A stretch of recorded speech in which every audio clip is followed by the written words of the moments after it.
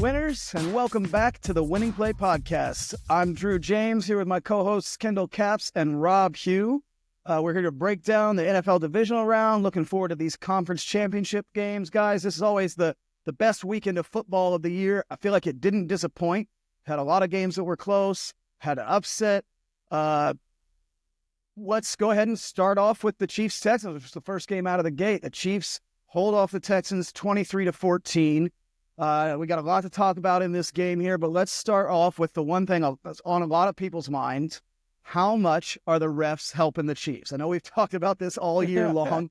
Kendall, let's go ahead and start with you. Was this more skill or was this more refs? Yes, the second roughing the passer call when the two Texans collided and missed him.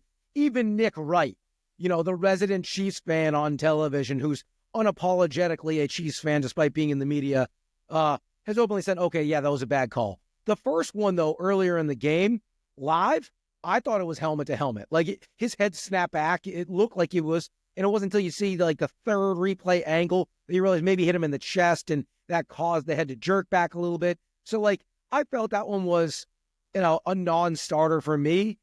Ultimately, at the end of the day, you have to finish drives. Houston moved the ball between the 20s very well. Joe Mixon consistently was picking up 5-6 yards a carry. Meanwhile, the Chiefs' rushing game didn't really get going. But at the end of the day, the Chiefs, they get into the end zone, they build a lead, and like you like to say, Rob, they choked him out. And that's pretty much what they did. Yeah, the Chiefs ended up covering, which is not something they've been doing often over the last 2 years, but this game was closer than that. Texans were able to move the ball. I was surprised with the Texans. They outperformed my expectations on how they would show up based on how the Chiefs defense has been playing. They were able to actually move the ball on the ground, which is something teams haven't been able to do all year against the Chiefs. And that's something to look, we'll get into these later games. It's something to look at this coming weekend, because if the Chiefs defense has that run weakness that they showed this last week, they're going to be in trouble. But it's absolutely more skill. I don't like to see these roughing the passer calls just as much as anybody, but the first one, like you alluded to, Kendall, in real time, you could see why the ref thought that would be roughing the passer. It looked like, his head got jacked back, and it was a little bit of a high hit. Not that it was actually roughing the passer, but it could easily have looked like it. The second one, that's going to grind everybody's gears, because you're seeing Patrick Mahomes basically weaponize the proclivity of calls for him. And that's the real issue. It's more of a rules issue, in my opinion. I think they're going to have a discussion this offseason, the rules committee. Yeah, they've already said that they're thinking about it. Yeah, about penalizing, the same way hockey does, penalizing these flops. Basketball, and yeah. They need to do that, because the reason why, I'm not going to put this on Mahomes because he's using strategy based on the rules that you have in the game right now. But at the same time, it's obvious, because there's no downside for him to do this. You can either gain 15 or get nothing. And once you start implementing a rule against flopping and it can harm your team, then you won't see any of this crap. And to Mahomes' credit, they asked him about it, and he did kind of say, I shouldn't have done it. And, it wasn't a super hard retraction, but he definitely showed a little bit of I probably shouldn't have done that, blah, blah, blah, blah. So, but guys, more importantly, this was a skill game, and the Chiefs beat the Texans outright, and they did what they've been doing all year long. Well, and I'd agree. I'd even go a step farther and to say that second one live looked vicious. It looked like both of them hit him in the head live. So I think the first thing you've got to make is these plays have to be reviewable, because all of them, when you watch them slow down, it's a lot easier to make the call, especially that first one looked like a hit to the head. The second one, Mahomes definitely kind of waited till the last second to try and slide under, but it did look live like they hit him in the head. And I'd actually give the refs credit, because when Mahomes did his little pull up on the sideline thing to try and get the flag, they didn't throw one. I thought that was a great non-call. So yeah, I think those need cleaned up, but like you said, this was the Chiefs. I've got a stat here. The Texans are the first team to ever outgain their opponent by 100 yards and not turn the ball over and lose in the playoffs. Teams before that were 49-0. The refs weren't the ones that missed those kicks or had a kick blocked That's the Chiefs, and that's what they've been doing all year, whether it's some kind of black magic or not. That's not on the refs. And especially when it's hard to even call it luck when they've done it over and over and over again. And you kind of just knew, like, once the Chiefs had this lead at halftime, Kendall, we talked about it, the Chiefs were the ones that were supposed to be the rusty team. And if the rusty team is ahead at halftime, that's a bad sign. And really, now, granted, their offense did look a little rusty early in that game. It did. Just like I thought that they might. They weren't clicking on all cylinders. But once again, I still have a hard time understanding how Travis Kelce seemingly week in and week out, when it's the about playoffs, to say that. Like, it's uncanny. I don't know if I've seen anything like it, because even as a diehard Pats fan, and I watched Gronk in the postseason have dominant postseason games, there were also games where teams schemed him away. And are teams not trying to scheme him away? Are they not putting two linebackers on him to bracket him every play? Because that's probably what I would feel like I would have to do. Make one of these receivers beat me, right? Well, part of the problem is it doesn't look like two linebackers can cover him. Now, yeah, he goes 17 games a year. Maybe he's not going full out or not quite, or saving some juice for the playoffs. But when he turns it on, I mean, there were a couple plays, especially I think the touchdown, where it was like they were bracketing him, and the low guy just wasn't in the right position, and Mahomes is going to find him. And now that they've got Hollywood Brown back and everybody healthy except for Rashee Rice, it's hard to cover all those guys. And Mahomes will find the open one, but I don't know how you're not just blanketing Kelce with 3 or 4 guys. Make somebody else beat you. Well, it just defies my understanding of basic football concepts and defense, because year in and year out, whether it was regular season when he was a little younger or just the consistent playoff performances, he's just seemingly wide open all game long.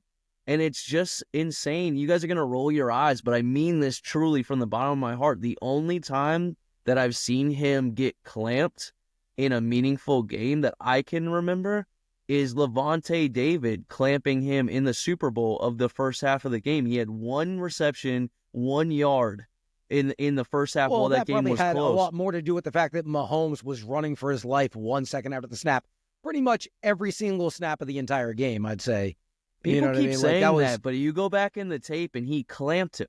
He absolutely clamped him. He had 2 PBUs in the first half against Travis Kelce, and the one time Kelce was open, he was all out of sorts and he dropped a first down, and that's uncharacteristic too. But my point being that except for that game, I literally cannot remember a time where he hasn't been just open. It's not even just that he's stepping up or that he's making tight catches. I mean, we're talking about just he seems to have 5 to 7 yards of separation throughout these games, and it boggles my mind. I just have to assume that it's just his savviness in working zone defenses, but just stop playing zone against Travis Kelce and Mahomes. Like, you just need to be a more man-heavy defensive front. The only logical conclusion I can come to as to why we've now seen it for about 8 years, where every year in the postseason, Kelce goes off in seemingly almost every game. As a Pats fan, I watched for years Bill Belichick scheme the ability to take away the opponent's biggest weapon, which usually, let's say, it's a wide receiver. And a lot of times, he wouldn't put his best cover corner on him. He'd put his best cover corner on the number 2 receiver, and he'd put 2 players on the number 1 receiver. And that basically took both of them out of the game, right? And I don't know why many other teams didn't employ his strategy, because it worked for practically over a decade. However, I wonder if maybe the matchups, with it being a tight end who can line up all across the formation and even be into block as, an extra tight end, extra lineman half of the time, and you're always lined up with a linebacker, and so many teams are afraid to play man, because if you play man and then Mahomes escapes and breaks the pocket, no one has eyes on him, and he picks up those 25-yard runs. That's why so many teams are playing zone against him. So I think it's got to be the fact that just even 2 linebackers can't possibly stay with Kelce when he and Mahomes, as Mahomes once said, are basically 2 quarterbacks on the field. Like, they see the same thing pre-snap, and there's something special to that, I feel like. Yeah, I've always been a Gronk over Kelce guy. Always. I hear the GOAT tight end coming up with Kelce and stuff, but I'm gonna be honest. Like Kelsey, in my mind, is absolutely making a run at being the GOAT tight end. And like I said, I've always been a Gronk over Kelsey guy because I liked what Gronk brought on both sides and in all ways, and was the dominating menace that he was. But what Kelsey's doing, what he continues to do, is just undeniable at this point. Yeah, I think you're going to take Gronk in his prime for 1 year over anybody, but Kelsey's been, like you said, Rob, has been doing this so long now, it's really hard to ignore. I think also people are still sleeping on this Chiefs defense again. Again, defense allowing 12 points in this game. Let's not forget, it wasn't even this close. The Chiefs gave up a safety right at the end. So if by some chance you had the Texans Chiefs minus 9.5, you might have got screwed on that last play there. But eight sacks for this defense, and this happens often. I feel like, but we're talking about it a lot in the playoffs. In the playoffs, getting to the quarterback is such a huge factor in these games. And if you can do it, you have a chance to beat anybody. And this Chiefs defense has not skipped a beat all season, really. And I think that's going to be huge going forward. But let's go ahead. Let's move on to our next game. We've got the Bills beating the Ravens 27-25 in Buffalo. Cold game, snowy game. Kendall, what was your take on this game? I know we've got a lot of people talking about who should we blame here. Is this on Lamar? Is this on Andrews? But nobody's really stepping up to say, oh, the Bills won it. So let me ask you, Kendall, who lost it for the Ravens? I would put more of it on Lamar's shoulders. Once again, for the third time in his career, his worst game of the season was the playoff loss that sent him home, all three times happening in his MVP seasons, assuming if he wins the MVP this year, which he very well might next week. And so when you come out, you throw that awful pick, and even though Buffalo didn't get points off of it, as he even said after the game, that still took away our opportunity to score points on that drive. We were moving the ball all game long. We can't turn it over. And then his awful fumble, he just puts the ball down on the ground. Von Miller, looking like a 26-year-old, scooping it up and running 40 yards down to the 20, and the Bills did capitalize and get 7 on that one. So I would put, the biggest onus on Lamar. He is the leader of the team. He's the vocal leader of the team. He is the franchise. So when you play as poorly as he did, yeah, he made some great throws in that drive to score and make it a two-point game. Mark Andrews had a brutal drop earlier in the game, obviously then dropped again on the 2-point conversion. It was far from his shiniest moment of his career, but if I'm looking for someone to put it on, I'm going to put it on Lamar. But you also have to give the Bills some credit here. Like, they came out and no one had run the ball effectively like that against Baltimore's front all year. And they came out in that first half and they ran the ball really effectively. James Cook was picking up chunk yardage consistently. Josh Allen didn't even take off and run all that often early in that game. It wasn't James Cook. He only averaged 3.9 yards per carry. It was their rookie. That's because in the second half, he got bottled up and got like 2 yards every time he ran it. In the first half, he averaged like 6 yards a carry. I was talking about the way they came out early in that game. They established the line of scrimmage in the first half of that game. But then as Baltimore continued to have long drive after long drive after long drive, whether they ended in turnovers or points, they were keeping the Bills defense on the field, allowing that D-line to stay fresh, and they took over in the second half. But early on, I was really impressed with Buffalo's ability to move the front, which, again, when we get to the Bills-Chiefs, that's going to be a great talking point with that game. Yeah, everyone, from what I've seen, they want to make sure not to overly blame Lamar, and I think it's important not to overly blame him, but at the same time, even though the turnovers happened in the first half, it changed the entire game because the Ravens want to just be able to run the ball and own time of possession and work from a lead. Lamar has never won a game being down by 10 points. That was a stat that kind of came around with Baker, but Lamar has never won a game being down by 10 points. So they are front runners, and they want to have a certain in his regular season career as well. That doesn't sound right. It might be playoffs, but I believe it's regular season. But it might be like 0-10 in the playoffs or something. But it's got to be because he came back to beat the Bengals in overtime. I know that much when they were down 10. Okay, well that was a stat. Either way, yeah, But the point still stands, though. Like, they haven't been built, and he hasn't been built to come from behind, for sure. Well, and Andrews absolutely deserves some blame for sure. I mean, he had some backbreaking multiple errors on that, you know? I mean, at the end of the day, though, there's a third party, and I'm going to say that John Harbaugh deserves some blame, too, because now we've seen multiple years in the playoffs where, despite Lamar's personal failings, and we can point to those, they're still not doing a great job of situational management of Lamar through these games. As in last year, as much as I'm putting it on Lamar as well for not scrambling when he had opportunities, you know, they're still looking at a game where he only called like 6 design runs or 8 design runs. And I still think, you know, Lamar can be back there and decide to take off with it. I want to put some on Lamar for sure. But we're looking at multiple years now where the Super Bowl window is always going to be open if Lamar's our QB, and multiple years where Harbaugh and his staff under him hasn't really come up with a great game plan. However, I want to put this back on the Bills and Josh for a second, and this is why he's my MVP despite the stats being a little bit pedestrian, because he won this game because of the conscious choice to fight his natural nature of play style and to lock it up and to be conservative and to play smart football. And I think that we're looking at his stats and we're being like, this isn't the Josh, he didn't have to do much. No, he had to fight against his nature to play this way. He's taking only what's in front of him. He's making sure he's not making the mistakes of old. And he won by taking care of the football and by just doing just enough within the framework of the offense to win the game. He still had all the touchdowns. He still converted several third and fourth downs. And this is going to be a transformation of a player that could potentially lead him to a Super Bowl. And it's what's frustrating where if he doesn't win the MVP, I think it's a shame because whatever stats are a little bit lower in his department this year, I think it's because of his conscious choice to do what's better for the team overall and fight against his nature, which is a huge boon. I mean, we give Patrick Mahomes credit and all the grace because he has these 55 touchdown seasons. And we kind of give him the grace for what's been a pedestrian year. At one point, only having 8 touchdowns and 9 interceptions. I mean, even the version of Josh where he's diminishing some of his individual stats, he's still outperforming Mahomes. So I mean, it's what's a really interesting thing.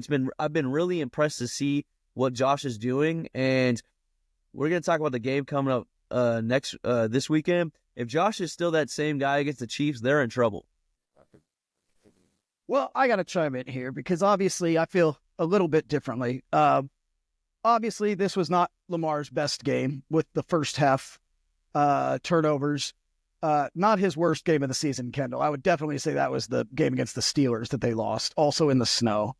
Or maybe the Browns game that they lost. Well, sorry, the only game he turned it over twice all season. Only the last time he turned it over twice was the last playoff game they lost. So it just happens to come. And I will say that throw in the first half on the interception, that's just an awful throw. Led to no points from the Bills. The fumble, it's not good. You can't do that. But it's a snow game. Am I fucking surprised that a ball slipped out of his hand? I'm not. When he's holding it like a loaf of bread, maybe he shouldn't hold it like a loaf of bread. I don't know. It was down by his knees as he was trying to avoid a sack. He had it out here. What are you talking about? I can show where near it was at his knees as he tried to stand up out of his sack. He himself said, He's got to hold on to the ball there. I totally agree. However, those are 2 turnovers in the first half. You still are down 4 points going into the second half. Lamar, other than that, outplayed Allen most of the game. Allen had 125 to 10 at half. Actually, they were down 21 to 10. 21-10. Sorry, you're right. I was thinking 21-17, not 21. But it changed the trajectory of the whole game. I agree. I agree with you guys. It's not a good game for Lamar. It definitely goes on his list of playoff disappointments. He has not gotten that monkey off of his back. I agree with all those points. However, when you've got a guy who fumbles in the fourth quarter and drops an easy game-tying pass at the end of the game, I'm a lot angrier with Mark Andrews in that specific game. Now, yes, I agree of all of that adding to Lamar's playoff monkey. He's going to have to go all through next year with nobody really caring what he does in the regular season until he can do it in the playoffs. Totally agree with you on that. And Rob, I think you make a very interesting point about Harbaugh needing to take some share of this blame.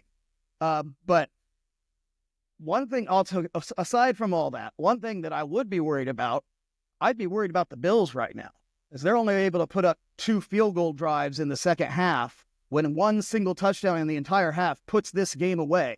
You only got 125 yards passing in this game. And the rushing, like you said, Kendall, they started off being able to run the ball, but then that got shut down. And now, we'll talk about a bit this game with the Chiefs, but all that stuff is not going to get easier against the Chiefs defense. And Patrick Mahomes doesn't choke in the playoffs. That's one thing we all know. So you're kind of like, for the Bills to skate by in this game, which was as one of Lamar's worst games of the season, I has to worry you about the Bills going forward, in my opinion. I'm not worried. I think that they got a lead, and I think their coach has shown a proclivity towards conservatism. And I think when they had the lead, they just didn't want to turn over the football in a weather game like this in the playoffs, and they just decided to play very conservative. And it's something that we've seen with all of our teams when you get a lead. And yes, it can lead to blowing the lead, but at the same time, like, it's frustrating as a fan to watch. But it ends up winning the football game when the other team turns the ball over more. Doesn't. And the weather, it's going to be 15 degrees this is not week. a way to beat the Chiefs. Yeah, but we're talking about a team that didn't match up well with the Ravens, and we're talking about a Chief. We'll get into it, but they match up way better with the Chiefs than they do the Ravens. So I mean, it's one of those things. I do want to point out too that the thing I've seen to give Lamar grace that a lot of people are talking about is his second half. And granted, he was a lot better in the second half, but I want to put it into context where everyone talks about how much they moved the ball and they did all this. And yes, I want to give him credit for showing up on the last drive, because he did do that. He did show up on the last drive. He gave them and he put them in position, and he wasn't the one to drop the ball. But I will say, what jump-started their second half in those drives was that they ran the ball 18 straight times.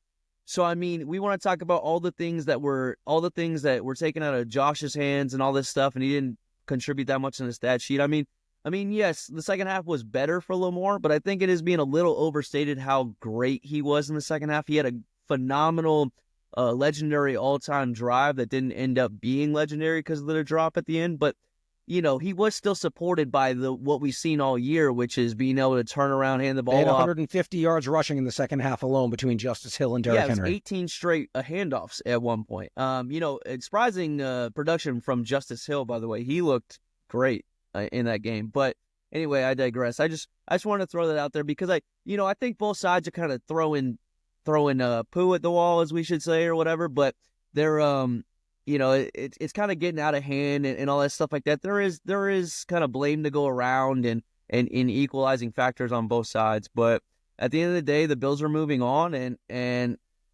I think I'm more excited to see this matchup than I would the other way. All right, guys. Well, let's move on over to the NFC here. The Eagles in another snow game, barely making it out alive against a Rams team that looked down and out a little bit earlier in the fourth quarter. 28-22. Have another giant game by Saquon. Has he proved he should be the MVP at this point, Kendall? By the standards of most fans, yes. I think there's a huge difference between this Eagles team without him and with him. But you could probably still say the same thing about Josh and Lamar. But once again, it's wild how he replicated almost exactly what he had done to the Rams earlier this year. Also, ironically, what he's done against Washington twice this year, which is rip off long touchdown runs that really make his game, like his stats. For the most part, the Rams were doing a pretty good job. He rips off one 60-yarder in the first half. You're like, oh, there he goes. And then they held him in check for 2 straight quarters where he was getting 3 yards, 2 yards, 4 yards. Like, they were doing a really good job. And then the fourth quarter comes, boom, 75 yards, he's gone.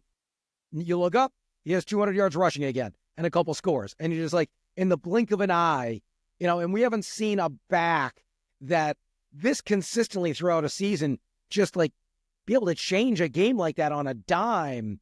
And it's exciting to see if you're an Eagles fan, obviously, especially knowing he's already done that twice against the Washington Commanders, and that's who they'll face coming up.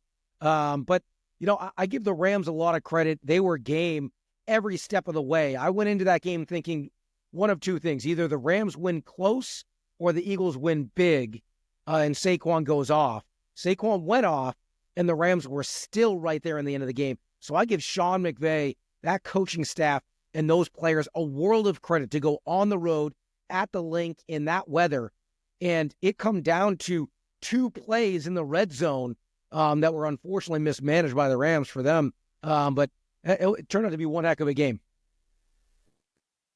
Yeah, no, I'm going to slightly disagree with you. We have seen a running back consistently change a game like that, and they were the other 2,000-yard rushers or near 2,000-yard rushers, CJ2K that year and Derrick Henry that year.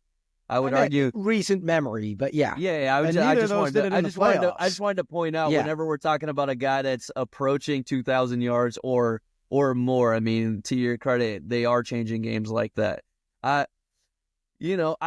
Saquon, even when you were talking about the times of the game that he was bottled up, the feeling I always get when watching them is it's just a matter of time. Like, even if he's only averaging 2.5 yards, 3.5 yards in any given stretch of a game, you just keep handing the ball off to him because he's just going to find, with that offensive line as well, he's just going to find a crease, and he's going to burst it for 60. It doesn't matter if for 7-8 carries, he's only getting like 30 yards because on that 9th carry, he's about to bust a 50 or 60-yard touchdown. So, I mean, it's so dangerous. This Eagles team is so dangerous that way. And I mean, the weakness for the team is just going to be at the quarterback position. But to your credit to what you said, Kendall, also the Rams coming back and making this game more close than I had any right to be at the end was so exciting. And I did have this feeling at one point. I had hope that they were going to come back and do it. But, the Eagles, to their credit, they kept it together. Sometimes it can be hard when at the end of these games, you've been playing all game, you're tired as a defense, like they're making a push. You can let up, and they didn't. They handled business, and they covered the spread, as we'll cover later. Well, it depends on where you got. It depends on where you got the line, because it was 6 even when we debated it last week, so it was a push for all of us. But a lot of other people eventually moved to 6.5, so that half a point ended up making a rather large difference for some bettors. Well, I'd say, too, like, when you talk about 2,000-yard rushers, we've only seen a couple of them ever make the playoffs, let alone do it still in the playoffs. There's only one 2,000-yard rusher who's ever won a Super Bowl that year. You guys have any guess who it is? Sorry, what's the question again? What running back rushed for 2,000 yards and won a Super Bowl that season? Dickerson? No. It's in our lifetimes, not Dickerson on the LA Rams, no. And it wasn't Barry Sanders on the Lions, I'll tell you that much. An AP Terrell Davis. Oh, wow. For the Broncos. Okay, that makes sense. Wow. That's fair. So, yeah. I mean, Saquon has a chance if he can carry the Eagles to the Super Bowl here to really have one of the most historic running back seasons of all time. To be fair, that's barely in my life. Quite right. For us old guys, I remember that Super Bowl. Yes, and what was that, the Atlanta one? Was that the year they hammered the Falcons, or the year that they beat the Packers in an all-time great Super Bowl? I feel like that was the Atlanta one. That would make more sense. Sure, yeah, they were a dump truck that season, so that would make sense. But one thing to look forward, we'll talk about this more when we get to the games coming up, but Jalen Hurts injured again, looked like his knee is hurt, and how much that's going to play a factor this coming week. Is it, and also the weather. We've talked all year that Saquon's going to be hard to tackle once it gets to January and February in the snow. If the weather stays like that, can anybody stop him? I mean, in 2 games against the Rams this year, 460 yards rushing. I mean, he is just carrying that team. Interestingly, so in the 2 games against the Rams, he has 4 touchdown runs of at least 50 yards. All 4 of them were against single high safety looks. I was floored when saw. I knew that coming in. I had seen the video package of that. That was the defense they were in when he ripped off both of them in the first game. And then he ripped off another one early in this game against single high. And the Rams went away from single high and played a 2-deep shell for the next 2 quarters. And guess what? They outscored the Eagles the next 2 quarters. They actually outplayed the Eagles for the next 2 quarters. And then the 4th quarter came, and early in the 4th, they played single high, and boom, off he goes again. And it's like, when you play that and he gets to that second level, he makes one move and the safety misses and he's gone. It's a wrap. I've never seen a running back that you have to play 2 high safeties cover in the secondary after he's already beat the rest of your team. That's an insane stat. We're also looking at an all-time talent at the position with one of the best O-lines in football. I mean, it's kind of like the same thing and with the best Lamar. defense in football. It's kind of the same thing with like what we see with Lamar this year, like an all-time talent at the quarterback position with a running back mate that's an all-time play. Like, this is what happens when we see the the coexistence of top talents. It's like they have all-time seasons, I mean, so it's one of those things where it's so fun to watch. I'm so glad that Saquon had like a second life to his career, and that that Joe Schoen for the Giants didn't listen to his son. He did the anti-Jets play where he didn't listen to his son, and he didn't keep Saquon, and he didn't draft Jaden Daniels. So Well, speaking of Jaden Daniels, let's move on over to the other game we had this week. Jaden Daniels putting the upset on the Detroit Lions. In Detroit, the team that lots of us favored to go to the Super Bowl, including myself, falls apart. Jaden almost 300 yards passing, 50 yards rushing, 2 touchdowns, no turnovers. And the Commanders pretty much controlled this game the whole way. Yeah, controlled, yes. I mean, if you didn't have 3 red zone turnovers, it wouldn't look that way. But, because the Lions were driving, they just kept turning the ball over. I mean, when you pick the Lions to beat the Commanders, you don't expect 5 turnovers. So, I mean, in any game, no matter who's playing, 5 turnovers is going to change the whole nature of the playoffs. Kendall, I'd be interested to hear what you have to say about this because I have some thoughts. It's ultimately, it came down to one simple fact. The wrong Goff showed up. In a game where we knew the over-under in Vegas was 55.5. Vegas is already telling you this is going to be a shootout. And when it's a shootout, which Washington moved the ball at will and matched them score for score early on, and then your quarterback throws, first he has the fumble in the red zone. Then he has a terrible pick in the end zone. Then he throws a pick 6. All within the matter of like 20 minutes, and suddenly you're down 10-17, depending upon who has the ball. With the amount of injuries that Lions defense had sustained all year, and then of their 11 starters to start the season, they had 3 remaining to start the game, and then one of those 3 gets hurt on the first defensive snap of the game. Now, like, they were playing, there was a linebacker they brought in, I forget his name. They said he had played 1 snap the entire season. He ended up having to play over 40 snaps in that game. Like, they're bringing out Tom, Dick, and Harry to play defense against this rook that ain't playing like a rook.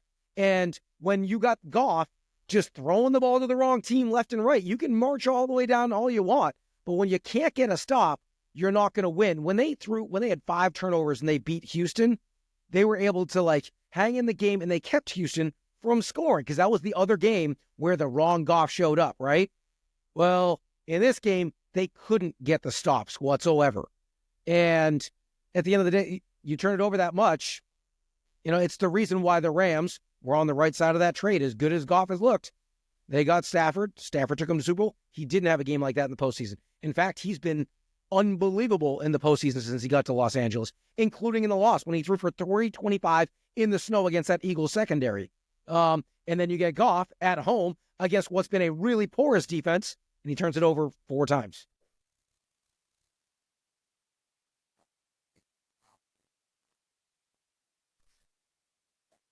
Yeah.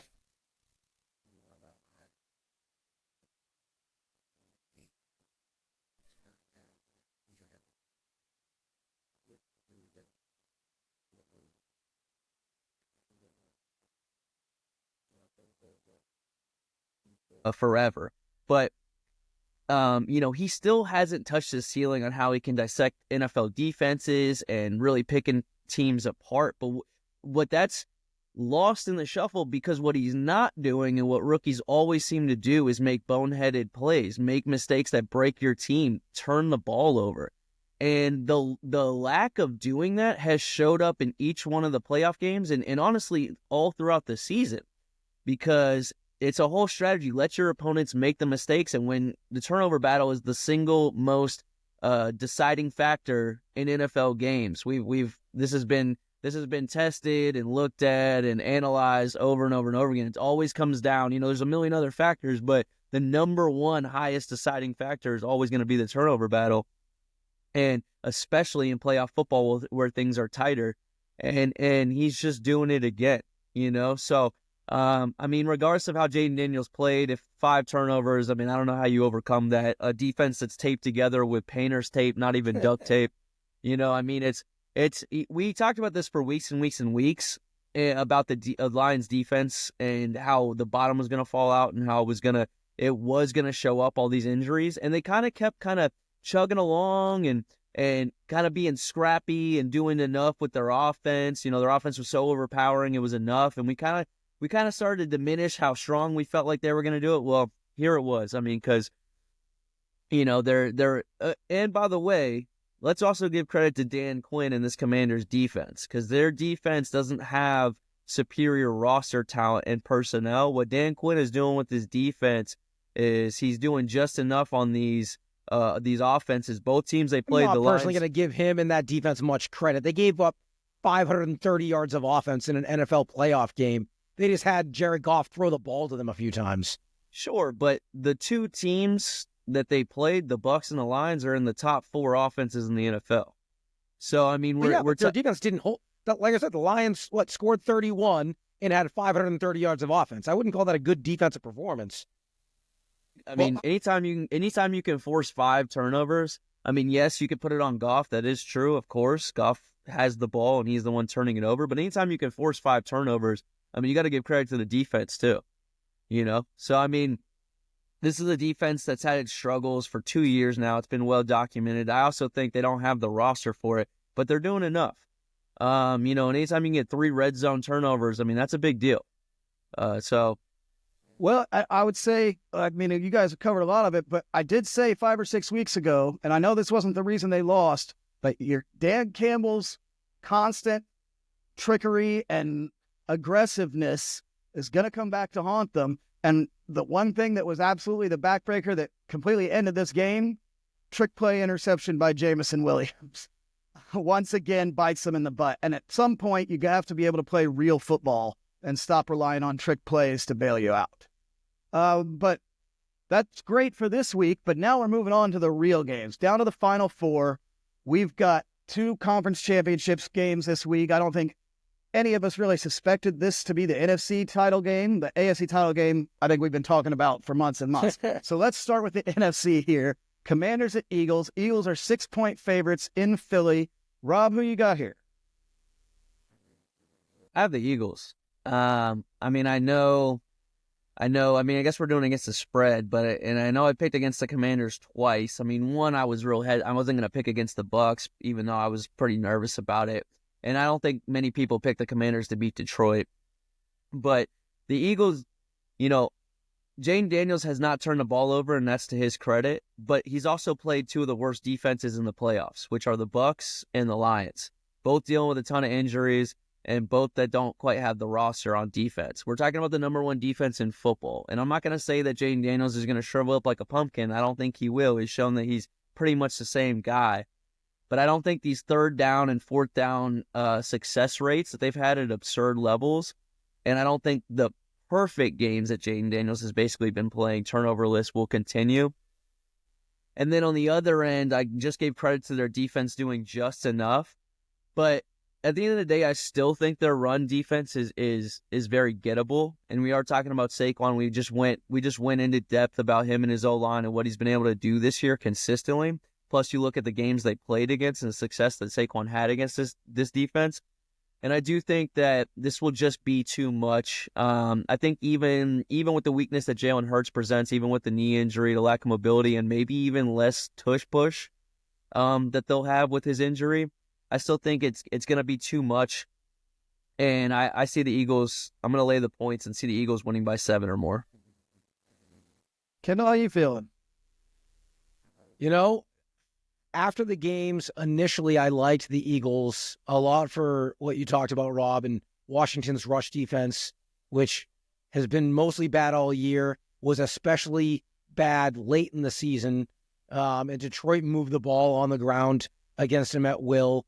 So there's little reason to believe Washington won't get run on effectively by Saquon and Philadelphia in this game. But I am highly concerned, if I'm an Eagles fan, of what Jalen Hurts can do. After he hurt that knee, he basically was a statue, but a statue that couldn't even move in the pocket. Like he literally couldn't move. All he could do was turn around and hand it off. And they're very, very lucky that Saquon ripped off some long runs late in that game. And he's going to have that same game, probably another 150 to 250 yards and 2 scores for them to win this game, because what I saw from Matthew Stafford in the snow in Philadelphia last week, slinging it around the yard for 325 against that vaunted Eagles secondary. And I have seen Jaden Daniels not blink once. I saw him against Philly 4 weeks ago. Throw for almost 400 yards, lead his team down. They're down 4 with a minute left. Goes 80 yards, touchdown at the gun to win the game. Like, this kid is not a rookie. Like, he is a rookie. Like you said, Rob, he's playing better than any rookie quarterback we've ever seen. So not only do I like Washington to cover, I think for the first time in NFL history, we're going to see a rookie quarterback take his team to the Super Bowl. I'm calling an outright upset. I got Washington. Wow. I mean, Kendall, I'm with you there. You talked about the last game Jaden played against the Eagles and all his yards. You forgot to mention he threw for 5 touchdowns in that game. And yes, I know if you're an Eagles fan, you could say, oh, Jalen Hurts got hurt early and didn't play the whole game. Jalen Hurts wasn't playing defense. The 5 touchdowns, and even that first game against the Eagles was close. Rob, you're right. The run defense has got to watch out. Saquon's hit him for like $150 in both games they've played. But I just feel like with Hurts injured, that team has really become one-dimensional offensively, and the Commanders actually have seen this defense twice and have found ways to take it apart a little bit. I'm riding the Commanders train too. I'm taking the Commanders for the straight-up upset, let alone the points. I wonder, do you guys lose this then if they don't upset but cover? Because you guys are taking very strong stances on this upset. No, if they cover, we still win. No, we're still the spread. Yeah, we're betting Washington, so we don't get any extra points if they. I picked bold enough to say I actually think they're going to win the game outright. I picked them to cover last week. I didn't necessarily know they'd cover by 25, but I picked that still counts. Okay, so now let's move over to the marquee game of the season so far. Maybe we say that every week, but this one it's hard to argue with. The Chiefs hosting the Bills in an AFC title game rematch. Kendall, let's start with you. Who you got here? Well, I think the line, it opened with the Chiefs favored by 1.5. It's since moved to 2, so there's a little bit of early money that's come in on Kansas City. I wouldn't be surprised if that balances itself out as the week plays out. But I don't know how you can't like the Kansas City Chiefs at home in this game if you're betting this game.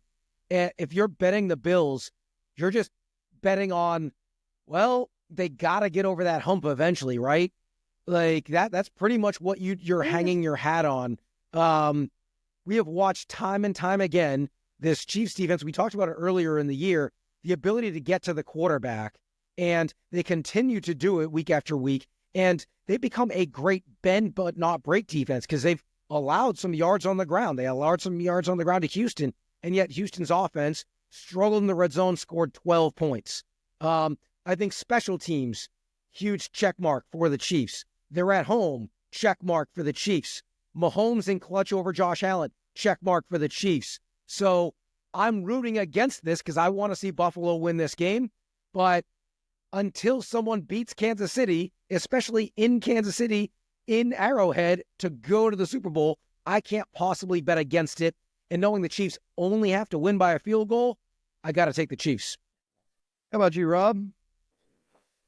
The -2 is pissing me off because they need to just do outright wins. This -2 stuff is crap because you could easily see it come down to like a 2-point conversion or something that misses. So then it's like, then one of them wins by 1 or 2. You know, I picked against the Bills last week, even though I was rooting for them because I thought the Ravens were a bad matchup. I think the Bills and the Chiefs is the best thing for the Bills. It's not just, you're not just hoping, Kendall, to argue against your point. If you pick the Bills in this, you're not just hoping on some black magic.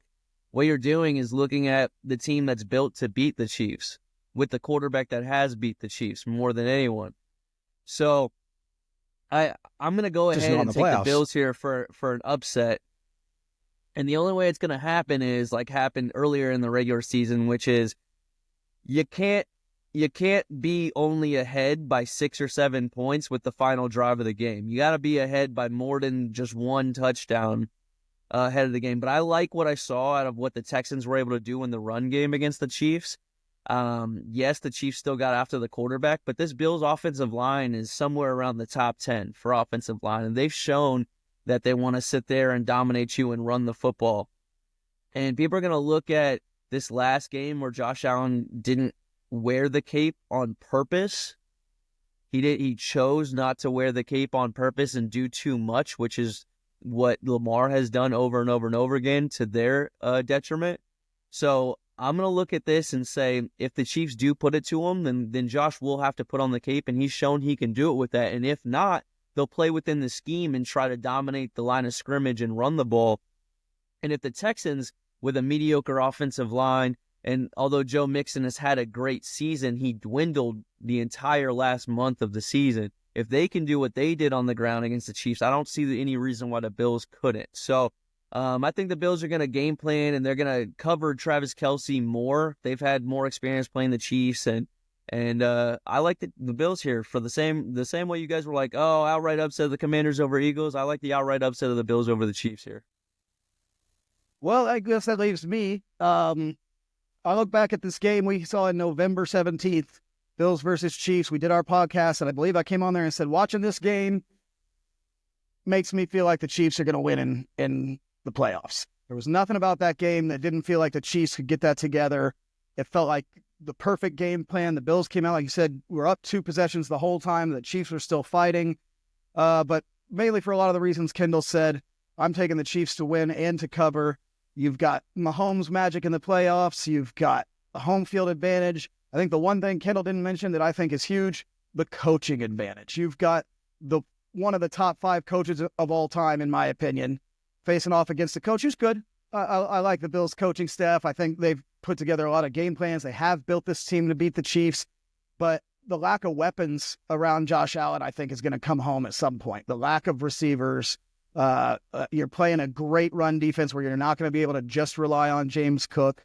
And I think the Chiefs have also been prepping for this game to avenge their one loss of the season. Throw in a little Taylor Swift and ref magic, and I'm definitely taking the Chiefs here. Well, and there's one other element as well, and it's the injury report. The Chiefs, once again, are they're totally as healthy as they've been all year long. Meanwhile, the Bills' defense, Taylor Rapp, still dealing with his injury he sustained in last week's game, still hasn't practiced all week. They said he's day-to-day, but when it's Thursday and you still haven't practiced, that's not a good sign. Even if he does suit up, like he won't be close to fully healthy.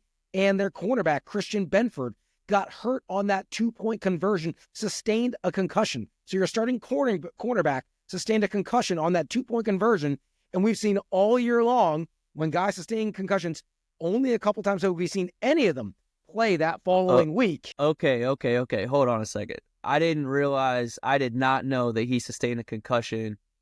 I had no idea about that. Hold on a second. This actually, I know this is like uncouth or whatever, but this is a huge deal for me because if you're talking about the starting cornerback out and Taylor Rapp, who's vitally important to that secondary, I did not even realize that both of those guys were potentially not playing. That is a huge factor here. I have to throw in a caveat here because so are you changing your pick or not? Yeah, but I knew you guys would say. I knew you guys would say that, but I don't care. I'm gonna say it anyway because that's massive. That you can't understate those two injuries. Yes, it is massive, and that's part of the reason why I like the Chiefs. I informed myself, so next time you gotta look at your injury reports before you make your decision on who you're gonna pick. Then, yeah, I mean that's cool, guys. But at the same time, I mean I didn't realize in the final play of the game he had a concussion. So that's. I mean, this is a whole different thing. If those guys don't play, then I mean, then I would absolutely pick the Chiefs, and we put money on them and all that stuff like that. I'm gonna go ahead and hold still. I'll take the L if they don't play, and they don't, and the Bills don't cover and they lose. But at the same time, that's massive. I didn't know that, so I mean that does change the equation of what I'm thinking. All right. Yeah, I mean well, that'll do it for this week here on the Winning Play Podcast. Go out there, make some winning plays, have fun this week at the conference championships, and we'll see you back next week for the bye week. But for Kendall Capps and Robb Hue, I'm Drew James. and we'll see you soon.